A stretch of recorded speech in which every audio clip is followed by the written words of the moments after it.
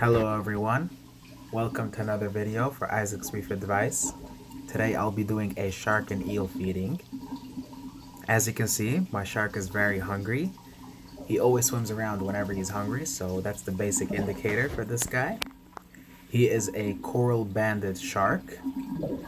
He is around 1 year old and he eats very aggressively.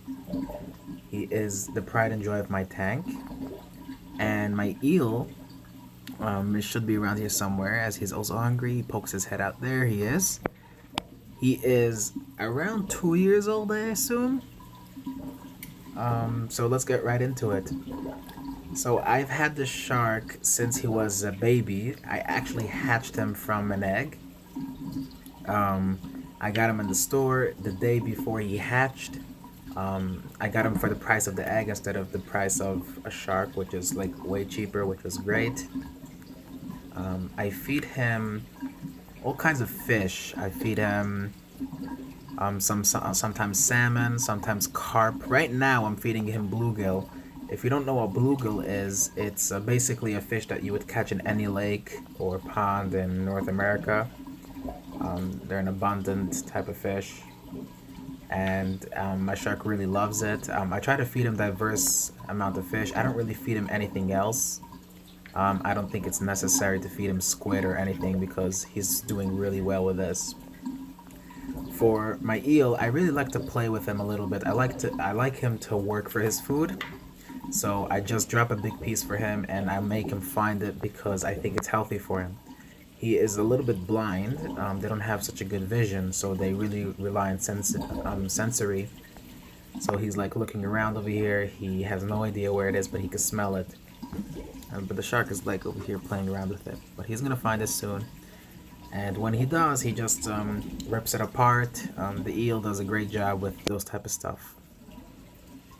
And the eel doesn't either have a name, so if you'd like to name him, please comment below on what his name should be.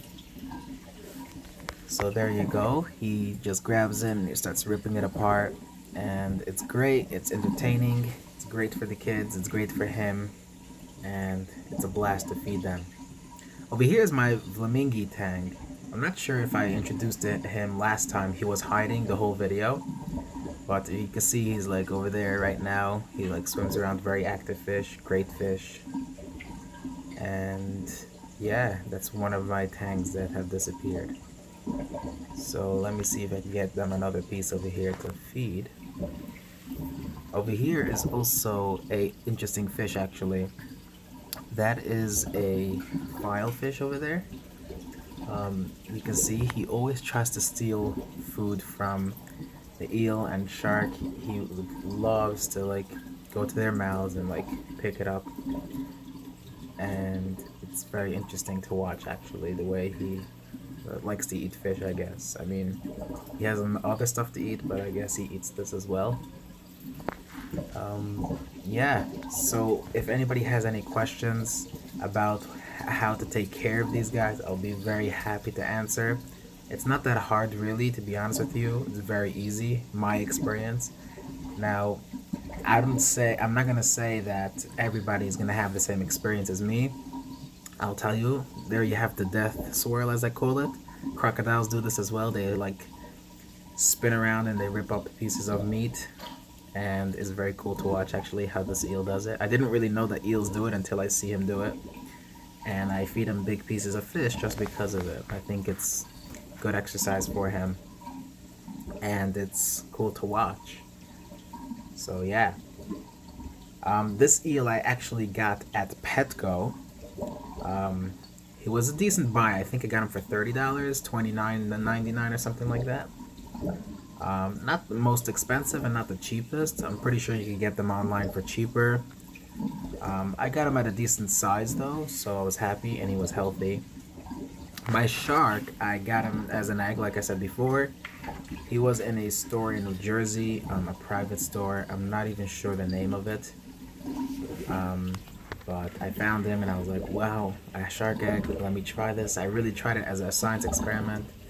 And when he hatched, they don't really eat. You kind of have to force them to eat. That's the thing about these sharks. If you don't force them to eat, they'll starve to death, like literally.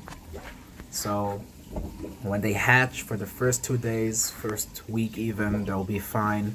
They still have some food from their yolk. They have like an attached, like a baby is born, like they have a cord. So these sharks have like a yolk sac attached to their belly, which basically feeds them until they're ready to eat.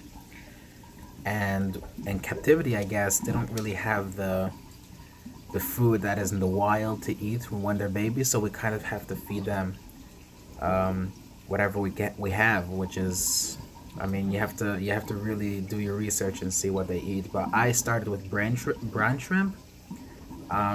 It took me a few times until I fed him and until he actually ate.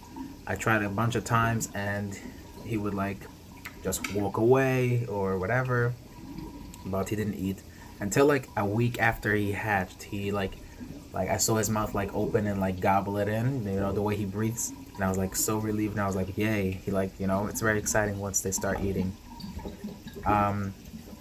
If he doesn't eat shrimp, you should try anything, like literally. I started feeding him fish because I think that it has a lot of protein. I think it's good for him, and I think in the wild that's what probably he would eat most, like dead fish, or I don't really have access to mussels or those type of stuff, so I guess fish is like the most accurate that I could get my hands on. And it's pretty decently priced. Fish is not that expensive to get. So yeah, that's what I feed him. He seems to be thriving on it. He seems to be growing very well. I could pet him. He lets me pet him. Sometimes he would come to the coral rack I have in the corner of the tank. He'll just stand there and you could just pet him and play around with him. So now I know a lot of you are gonna have questions about, does this shark actually fit in a 90-gallon tank? Because this is a 90-gallon tank. So the answer is not really. I mean, right now he's fine. He's actually great. I mean, he's still small. He's maybe a foot long in this big tank, and he's doing pretty well.